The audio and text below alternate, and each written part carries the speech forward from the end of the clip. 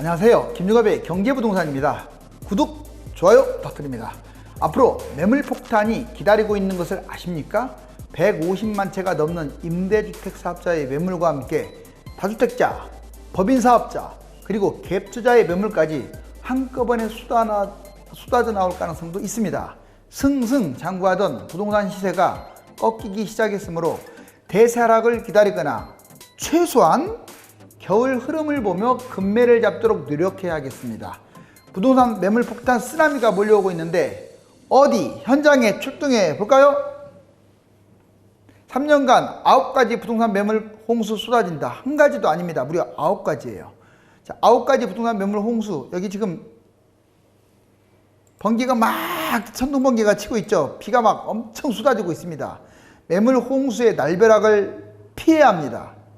자, 그렇다면 9가지는 뭐냐? 핵심만 잡고 늘어지면 부동산 매물 폭탄, 먼저 임대주택 사업자 매물들이 이제 기간별로 쫙 나오기 시작할 거예요. 다주택자, 종부세, 보유세 견디지 못하고 나올 겁니다. 갭투자 매물, 이것도 이제 지금 손을 쓸 생각입니다. 실거주 이후에 무주택자라 할지라도 갭투자는 양도 차익의 상당 부분을 토해내게 돼요. 외지인 매물 투자, 그 다음에 외지인들은 다 갭투자 했을 거 아니에요. 실거주는 거의 없어요. 법인 매물 이미 시행되고 있습니다. 법인 매물이 지금 막 터지고 있어요. 증여 매물, 증여도 지금 무리하게 증여한 경우가 상당히 많거든요. 특히 부담부 증여 같은 경우. 30대 매물, 30대가 영끌까지 해갖고 매물을 잡았죠. 자, 대출, 우리나라 가계대출이 세계 최상위 수준입니다. IMF가 터져도 이상이 없다고 할 정도로 지금 심각해요. 경매 매물, 지금은 경매가 집값이 아직은 깔아앉지 않았기 때문에 좋은 흐름이지만 이제 이 경매에 터져 나온 매물들 볼만할 거예요. 무려 이 9가지의 매물 홍수 하나씩 볼까요?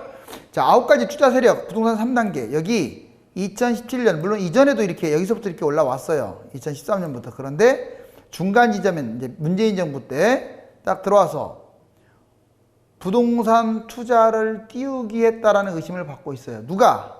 정책 당국자들이요. 잡기는커녕, 안 잡기는커녕, 못 잡기는커녕 띄웠습니다. 당연히 집중 매입했어요. 누가? 이 9가지 투자 세력들이. 그러다가 시세 차익기, 그러니까 상당히 많이 올랐는데 이때도 부족한지 부동산 투자 모로세를 했습니다. 강력한 대책이 지금 이때 나왔어야 하는데 다 지금 피해갔어요. 자, 현재 최근에 이제 부동산 투자를 이제서 차단하기 시작해요. 왜? 지지율이 떨어지니까요. 매도 초입기입니다. 지금 매물 폭탄 털어진 거 아니에요. 이제부터 시작할 거예요. 아마 2020년 말부터 2021년, 22년 아까 9가지 매물 폭탄이 쏟아질 겁니다. 하나씩 볼까요? 자, 임대주택 사업자 매물 폭증. 임대주택 활성화 방안으로 2017년 이후 임대주택 사업 급증해갖고 150만이나 돌파했었죠. 정말 미친 거 아닙니까? 정부가 임대주택 사업을 장려하게. 임대주택 사업 주택 증가 매물, 이걸로 매물 잠김이 심화돼갖고 집값 폭등의 원인을 제공했어요. 수도권 집중됐습니다. 혹자는 그럽니다. 임대주택 사업이 약 60-70%는 아파트가 아니라 비아파트다. 맞습니다. 그런데 그렇게만 따질 게 아닙니다. 여러분들 지금 한 달에 거래가 끼케야 10,000건밖에 안 돼요. 서울. 그렇지 않습니까? 자, 그걸 감안하면 또 한 가지. 자, 대부분은 비아파트가 맞지만 주로 수도권, 서울, 경기에 집중되어 있다라는 거. 자, 그런 것들은 거의 다 아파트예요. 이게 문제입니다. 임대주택 사업, 이 매물 폭탄이 수도권에 주로 터진다는 거. 임대주택 사업 증가로 매물이 잠기게 됐고요. 심화돼서 아무튼 문제가 되죠. 그런데 이제 임대 혜택이 폐지돼 버렸고 임대주택 사업도 폐지돼 버렸습니다. 만기 도래한 매물이 하나씩 나오면서 폭탄 홍수가 되는 거예요. 점진적 집값 하락은 뭐 뻔한 이치고요. 여기 보세요. 실질적으로 그래프를 보면 17년부터 임대주택 사업 어마무시하네요. 뭐 79,000, 69,000, 36,000. 정말 기본 2, 3만, 7만, 8만도 찍고 조금 줄어들다가 다시 또 늘어났는데 이제 폭탄이 떨어졌죠. 임대주택 사업 폐지라는. 물론 비아파트는 큰 의미가 없으니까 10년 연장. 임대주택 사업자 및 임대등록 현황 이것도 보시면 임대주택 사업자가 무려 44만 얼마 전에 50만 돌파했고요. 임대등록 이것도 140만 약 150만이 돌파했다는 뉴스가 접해지죠. 어때요? 기하급수적으로 증가했는데 이게 쏟아진다? 두 번째 다주택자 매물입니다. 다주택자 2012년 이후에 지속적으로 증가했어요. 11채 이상 다주택이 특히 증가폭이 훨씬 큽니다. 다주택 징벌적 세금 이번에 때렸지 않습니까? 버티기 어려울 거예요. 보유세 등 세금 부담 어마무시할 겁니다. 자, 주로 수도권의 다주택자들도 집중되는데 부동산 상승기에는 집값 폭등의 원인이에요. 다주택이. 그런데 부동산 하락장에는 집값 폭락의 동기이기도 합니다. 그래서 하우스푸어들이 다주택자들 때문에 나오는 거예요. 다주택자 추이 보세요. 2012년부터 2018년까지 꾸준히 늘어났죠. 그 다음에 11채 이상 소유 다주택자들도 계속 늘어나고 있습니다. 이번에는 갭투자 매물, 갭투자 빼놓을 수 없죠. 2016년 이후에 특히 갭투자 비중이 크게 증가했어요. 수도권에 이것도 집중되어 있습니다. 전세가율을 활용해가지고 그때 전세가율이 막 70%까지 있었잖아요. 부동산을 매수해가지고 집값 폭등을 유발시켰습니다. 그런데 집값과 전세값 하락하면 못 돌려줄 가능성이 커요. 그리고 집값도 폭락할 가능성도 있고 임대차 3법 이번에 이것 때문에 전세 안정화가 지속화되면 갭투자 이제 시그러드는 거예요. 또한 1주택 특히 무주택자일지라도 실거주 아니면 세금 폭탄이 떨어질 수도 있습니다. 지금 집값이 꺾이지 않으면 이제 그런 카드들이 나온다 이거예요. 그러면 갭투자 당연히 망하겠죠. 갭투자 성행의 전세 비중 4년 연속 보세요. 이게 좀 줄어든 듯 하더니 다시 15년부터 이렇게 위에가 월세고 밑에가 진한 색깔이 전세인데 무려 전세가 72.4% 전세가 계속 꾸준히 또 다시 또 늘고 있어요. 왜? 갭투자 때문에. 서울 전세 끼고 집 산 경우 들여다보니까 임대 목적으로는 점점 늘어났네요. 실거주자들은 점점 줄어들었네요. 그만큼 갭투자가 서울을 판쳤다는 거죠. 자, 이번에는 외지 매물 폭탄이 떨어질 겁니다. 보세요. 2018년, 2019년 집값 폭등기에 특히 외지인들이 파상적으로 매수하면서 수도권에 또 집중돼 있어요. 외지인 전국 각지 돌아다니면서 지방에서 서울 오는 것도 많지만 서울 사람들이 지방으로 가가지고 막 싹쓸이 부동산 갭투자하면서 외지인 투기를 한 거죠. 실거주 이후에 세금 폭탄한다고 이미 예고했지 않습니까? 그러면 외지인들은 쫄딱 망하는 거예요. 갭투자 대부분 임대차 3법 역시 집값 상승에 부정적인 역할을 할 거예요. 매물이 폭증합니다. 지금 제가 계속 내놓고 있죠. 이 9가지가 쌓이고 쌓인다고 생각해 보세요. 이거 가볍게 보실 거 아니에요. 지금 당장 집값이 뛴다고 해서 자 부동산 불패 이것만 생각하시면 안 된다고요. 이제는 그전하고 상황이 완전 달라졌어요. 실질적으로 외지인과 개인 보세요. 조용하다가 자 여기 외지인 매입 이렇게 늘어나네요. 여기까지. 그런데 자 법인 매물도 보세요.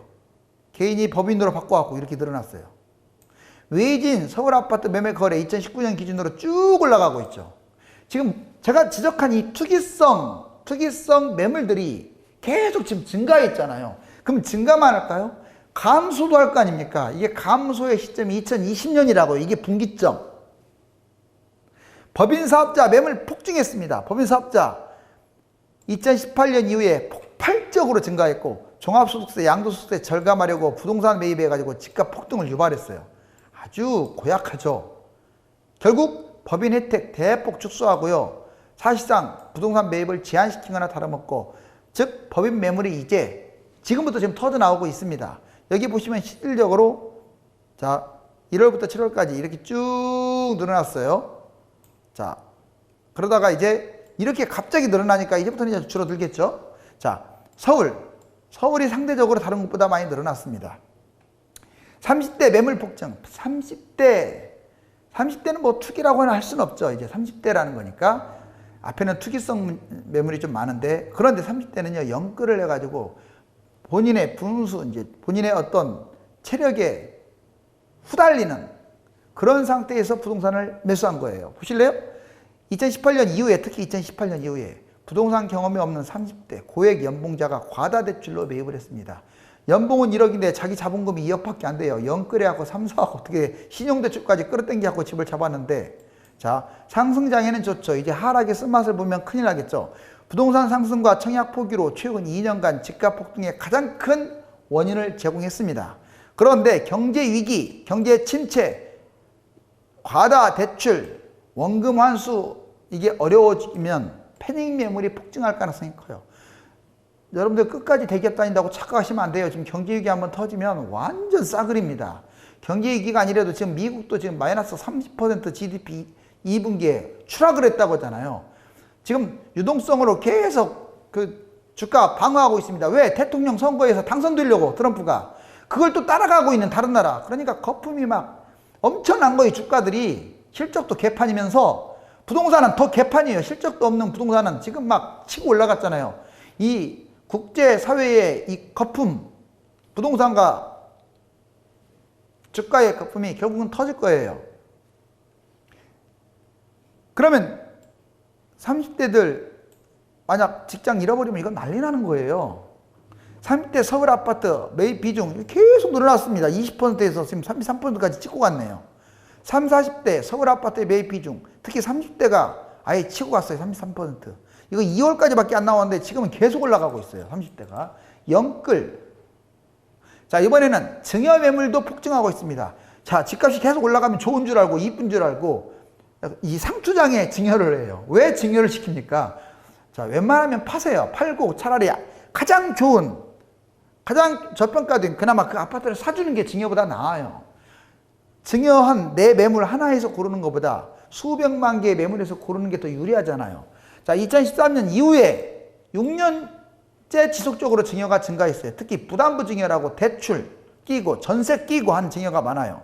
자, 현금 증여, 부동산 증여, 부담부 증여, 전세 대출, 집값 폭등의 원인으로 자리 잡았습니다.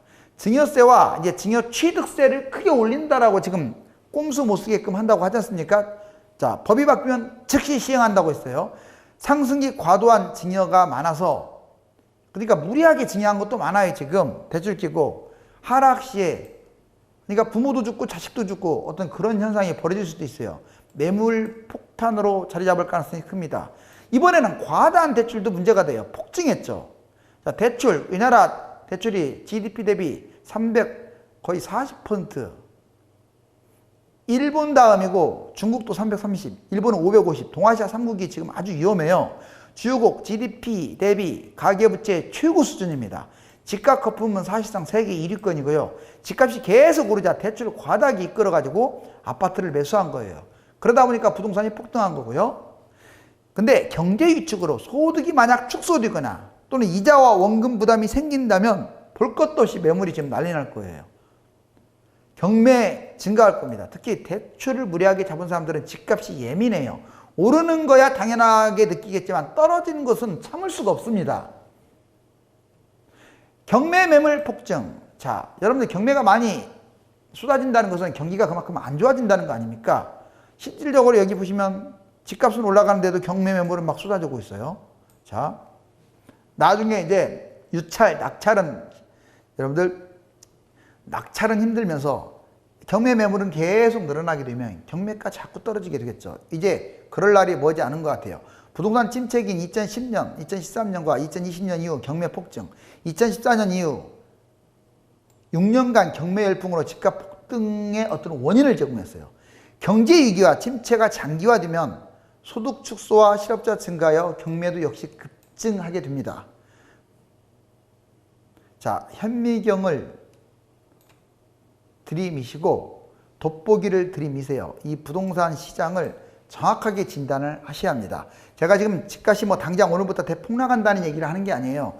이제부터는 2020년을 기점으로 9가지 매물 홍수 폭탄이 터진다 이런 말이에요. 공급 부족이다, 유동성 장세이다, 말이 많지만 질병 사태로 미국 2분기 GDP가 33%나 추락하며 주가와 부동산에 강력한 경고음을 보내고 있습니다. 질병 사태는 장기화될 것이 유력해요.